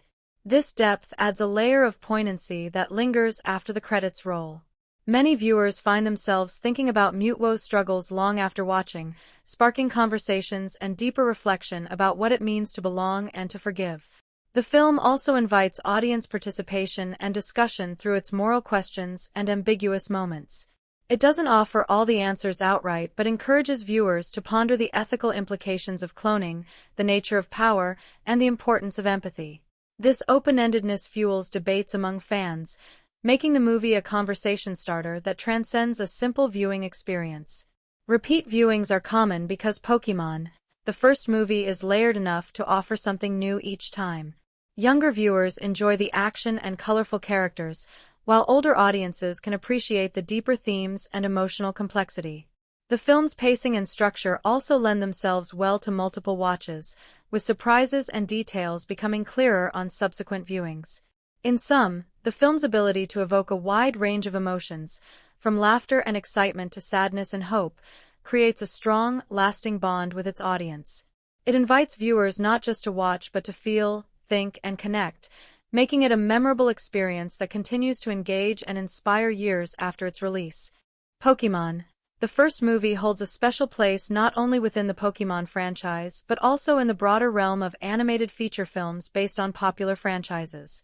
When compared to other animated movies from the late 90s and early 2000s that sprang from TV series or video games, think Digimon, the movie, Yu-Gi-Oh!, or even early Dragon Ball films, it both follows some familiar paths and manages to carve out its own identity with memorable impact. Within its own franchise, the first movie sets a high bar as the inaugural full-length cinematic experience for Pokémon fans worldwide. Unlike the episodic nature of the TV series, this film condenses a dramatic and emotional story arc into a compact, cinematic format. It brings bigger stakes, more intense battles, and a darker tone that isn't always present in the series. This tonal shift allows the movie to explore mature themes like identity, cloning, and existential angst in a way that the TV episodes usually only touch on lightly, giving longtime fans fresh material and attracting new audiences interested in a deeper narrative. In comparison to other franchise movies, the first movie doesn't simply rest on nostalgia or franchise popularity. It introduces a powerful antagonist, Mewtwo, who isn't just a typical villain, but a complex character with emotional depth and philosophical questions that resonate beyond the typical good versus evil story. This adds a layer of sophistication and emotional engagement that some similar franchise movies don't always attempt. It stands apart by blending spectacle with thoughtful storytelling, which adds to its appeal and longevity. Looking at similar animated films of the era Pokémon, the first movie fits comfortably into the tradition of big, adventure-driven animated features that combine action and heartfelt moments. However, it differentiates itself with its unique world-building and character dynamics based on the Pokémon universe. Where many franchise films rely heavily on fan service or rapid-fire action, this movie takes the time to develop its central conflict and emotional beats, giving it a narrative weight that elevates it beyond mere marketing tie-in. The animation quality, while typical of the period, is enhanced by dynamic battle scenes and memorable designs that make the visuals pop compared to some contemporaries. Comparing the film to the director's other works or the studios involved, the film reflects a solid grasp of pacing, character focus, and visual storytelling. It balances fast-paced action with quieter, introspective moments effectively. While it may not be as stylistically bold as some auteur-driven animated films, its strength lies in delivering a satisfying, crowd-pleasing adventure with broad appeal.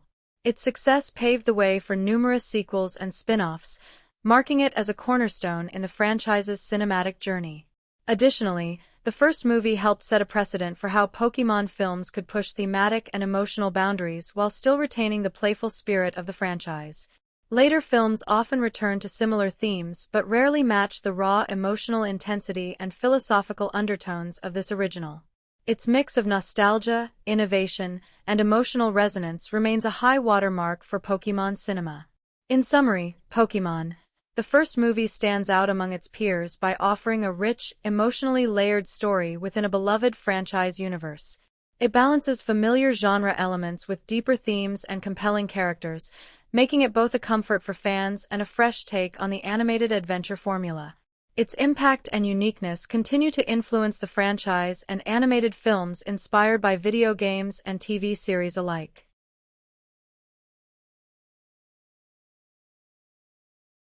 Pokémon, the first movie, is not just a straightforward adventure.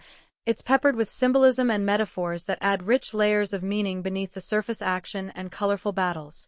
These deeper elements subtly enhance the story's themes and emotional resonance, inviting viewers to look beyond what's simply happening on screen and engage with ideas about identity, power, creation, and redemption.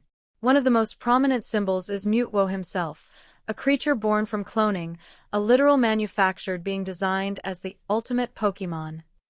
Mewtwo embodies the theme of artificial creation versus natural existence, serving as a metaphor for questions about what it means to be real or authentic. His struggle reflects deeper philosophical ideas about identity and self-worth, challenging the audience to consider whether origins define a being's value, or if the essence of one's character lies beyond creation. Mewtwo's psychic powers, often shown as shimmering, almost ghostly energy, symbolize this ethereal, intangible struggle for purpose and acceptance. The laboratory where Mewtwo is created is more than just a setting. It's a visual metaphor for control, scientific hubris, and the dangers of playing God. The sterile, cold environment contrasts sharply with the natural landscapes the rest of the film explores, symbolizing the divide between unnatural manipulation and the organic world. This setting reinforces the idea of confinement and artificiality, highlighting Mewtwo's initial isolation and emotional imprisonment. The glowing machines and cages visually represent the constraints placed on him, both physically and psychologically. Water is a recurring motif throughout the film, appearing in key scenes, whether as crashing ocean waves, rain, or mist. Water often symbolizes change, purification, and emotional depth. The ocean setting of New Island serves as a metaphor for the vast unknown and the emotional turmoil within the characters, particularly Mewtwo's tempestuous anger and loneliness. Moments when characters are surrounded by or emerge from water can represent rebirth or cleansing, suggesting the potential for transformation and healing amid chaos.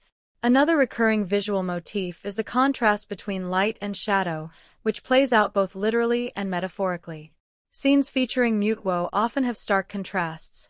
Harsh shadows envelop him, symbolizing his internal darkness and alienation, while bursts of light from his powers hint at his potential for redemption and growth.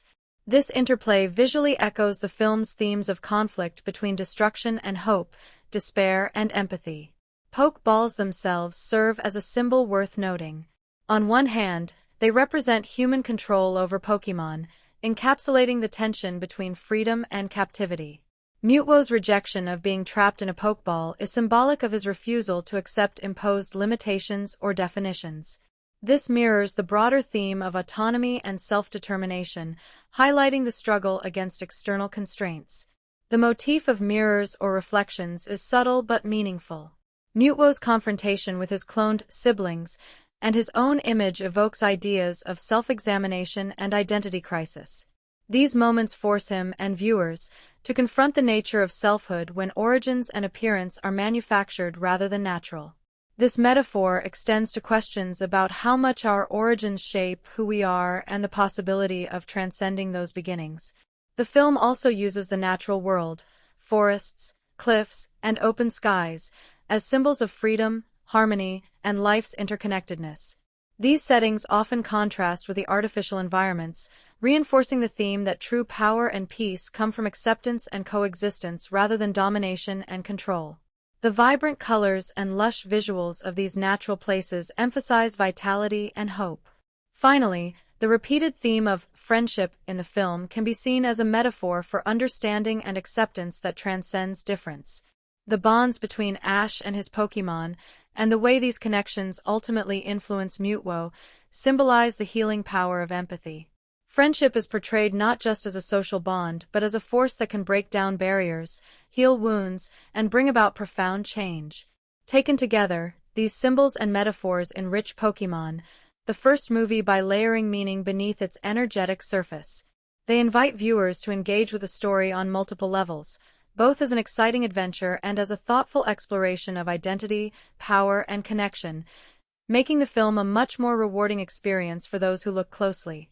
Pokémon, the first movie, holds a pivotal place in the sprawling Pokémon franchise, serving as the cinematic debut that expanded the world far beyond the hit TV series and video games. Released in 1998, it arrived at the peak of Pokémon's initial global explosion, capturing the imaginations of fans who had grown up watching Ash and his friends on TV or battling on their Game Boys. This film not only capitalized on the franchise's immense popularity but also deepened its mythology and emotional stakes, making it a cornerstone of the Pokémon narrative universe. Unlike individual episodes of the TV series, which typically focus on smaller, self-contained adventures, the movie offered a grand, sweeping story with higher stakes and a darker tone. It introduced Mewtwo, a character who would become one of the franchise's most iconic figures, and explored themes of cloning, identity, and existential angst, topics rarely tackled in the TV show's lighter, episodic format. This thematic depth expanded the franchise's narrative possibilities and gave fans a new, compelling reason to engage with Pokémon on a more mature level. In terms of continuity, the film fits snugly into the early timeline of the Pokémon world, showcasing Ash and his friends in their familiar youthful forms and reinforcing established relationships and character traits. However, it operates largely as a standalone story that can be enjoyed without deep prior knowledge, making it accessible to casual viewers while rewarding longtime fans with nods to the larger lore. The events of the film, particularly Mewtwo's creation and battle, resonate in later entries, influencing the portrayal of clones, legendary Pokémon, and ethical dilemmas throughout the franchise. From a franchise perspective, the first movie set a template for subsequent Pokémon films. It demonstrated that the movies could serve as special, event-level storytelling moments that push boundaries beyond the TV show's scope. Later films would follow this model, often featuring legendary or mythical Pokémon, exploring complex themes, and staging epic battles, but few matched the original's combination of emotional weight and narrative ambition. It raised audience expectations for what a Pokémon movie could deliver, blending blockbuster spectacle with heartfelt storytelling. Historically, the film captures a particular moment in late 1990s pop culture, when Pokémon was transitioning from a Japanese niche phenomenon into a global juggernaut. Its release coincided with the peak of Pokémon merchandise, trading card games, and video game sales, reflecting and amplifying the franchise's cultural dominance. The movie helped cement Pokémon as a defining entertainment brand of its era, shaping childhoods worldwide and influencing generations of fans. In the broader context of animated franchise films Pokémon, the first movie exemplifies how a TV-based property can successfully transition to the big screen, expanding its narrative ambitions and visual scale without losing the core elements that fans love. It stands alongside other genre-defining adaptations of the time, marking a key point where animated feature films became an essential part of a franchise's ecosystem rather than just ancillary products. The film also indirectly influenced how other franchises approached their cinematic expansions, showing that stories aimed at younger audiences could incorporate mature themes and moral questions without losing accessibility or appeal.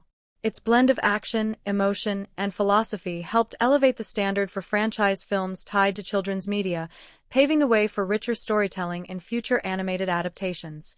In short, Pokémon, the first movie, is both a product of its time and a transformative moment in the Pokémon saga. It bridges the TV series and the larger franchise mythos, enriching the world and character arcs while reflecting the cultural zeitgeist of the late 90s. Its legacy is seen not only in subsequent Pokémon films but in how animated franchise movies have since balanced spectacle, story, and thematic depth to captivate audiences worldwide. Pokémon, The first movie had a production budget that, by the standards of late 1990s animated features, was modest but cleverly managed to deliver impressive production quality. While it didn't have the enormous resources of some Hollywood studio blockbusters, the budget was wisely allocated to capitalize on the strengths of the Pokémon brand: vibrant character designs, dynamic battle sequences, and a visually engaging world. The animation quality, while consistent with the TV series, received a notable upgrade for the big screen, with sharper details, more fluid motion, and carefully crafted action scenes that kept fans excited. The film balanced economy with spectacle, making the most of its financial resources to create a visually appealing experience that felt grander than typical television episodes but remained accessible in style. From a financial standpoint, the film was a major success and a significant box office hit, especially considering its relatively modest budget. It tapped into the global Pokémon craze at its peak, drawing in huge audiences not only from hardcore fans but also families and children eager to see their favorite characters in a new adventure. The marketing machine behind the movie was powerful and widespread, leveraging the existing popularity of the franchise through toys, trading cards, video games, and television promotion. This extensive marketing effort created a perfect storm of anticipation and excitement, contributing heavily to the film's strong box office performance. In the United States, the film grossed well over $85 million domestically, an impressive feat for an animated feature that was essentially an extension of a TV show. Internationally, it also performed solidly, bringing the total worldwide gross to more than $160 million. These numbers far exceeded expectations for a franchise film that could have been dismissed as a simple merchandise tie-in, proving that the Pokémon brand had genuine cinematic drawing power. The film's box office success demonstrated the potent combination of nostalgia, brand loyalty, and well-executed marketing. Audience reception played a crucial role in sustaining its financial momentum. While critics gave the film mixed reviews, the dedicated fanbase enthusiastically embraced it, with many flocking to theaters multiple times. The communal experience of watching Pokémon on the big screen, combined with the emotional highs and thrilling battles, created word-of-mouth buzz that helped maintain steady ticket sales over several weeks. The nostalgia factor also encouraged parents who grew up with Pokémon to bring their own children, broadening the demographic reach. Merchandising tied to the film, action figures, trading cards featuring movie characters, and related video games, also significantly boosted overall revenue streams, making the movie not just a box office success but a lucrative part of the Pokémon business ecosystem. The film's success proved the viability of Pokémon as a multimedia franchise capable of dominating not just TV screens but also theaters and retail shelves. In short, Pokémon, the first movie, turned its modest production budget into a polished and entertaining film that exceeded financial expectations, thanks in large part to savvy marketing, the strength of the franchise, and enthusiastic fan support. It wasn't just a movie release. It was a cultural event that translated directly into commercial success, cementing Pokémon's status as a dominant force in late 90s pop culture. If you're itching to dive back into the nostalgic world of Pokémon, the first movie, there are plenty of ways to catch this classic adventure today, each offering a different flavor of viewing experience. Whether you want the full-on cinematic vibe or the convenience of watching from your couch, the options are there to suit every Pokémon fan style. The best way to watch really depends on how you want to immerse yourself in this iconic film. For the ultimate experience, nothing quite beats seeing Pokémon, the first movie, on the biggest screen possible. If by some lucky chance your local theaters or special event screenings feature this classic, grab that chance. Watching the vivid battles between legendary Pokémon and the emotional highs and lows of the story on a large high-definition screen amps up the visuals and sound, making the psychic powers, electrifying attacks, and sweeping landscapes truly spectacular. The booming sound system brings the musical score and effects to life, pulling you deeper into the intensity of the action and the heartfelt moments. This kind of immersive setup is like stepping right into Ash's world, surrounded by the thrill and magic of Pokémon. But let's face it, these special screenings can be rare, so most fans will be turning to home viewing. The movie is widely available on various streaming platforms, offering convenience and instant access. Services that specialize in family-friendly or nostalgic animated content often carry the film, making it easy to stream on your smart TV, tablet, or even phone. Streaming lets you pause, rewind, or watch with friends and family whenever you want, creating a cozy, flexible viewing experience. Whether it's a rainy afternoon or a weekend marathon, streaming puts the first movie at your fingertips with no fuss. If streaming isn't your go-to, digital rental or purchase platforms offer another solid option. Renting the film digitally means you can enjoy it in high quality for a set period, perfect for a one-time nostalgic trip or sharing with friends. Buying it outright lets you build your digital collection, so the movie is always available in your library without relying on subscriptions.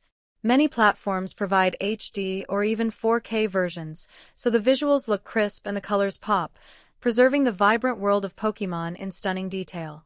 Physical media enthusiasts can still find DVDs or Blu-rays of Pokémon, the first movie, which often come packed with extras like behind-the-scenes features, interviews, or collectible packaging.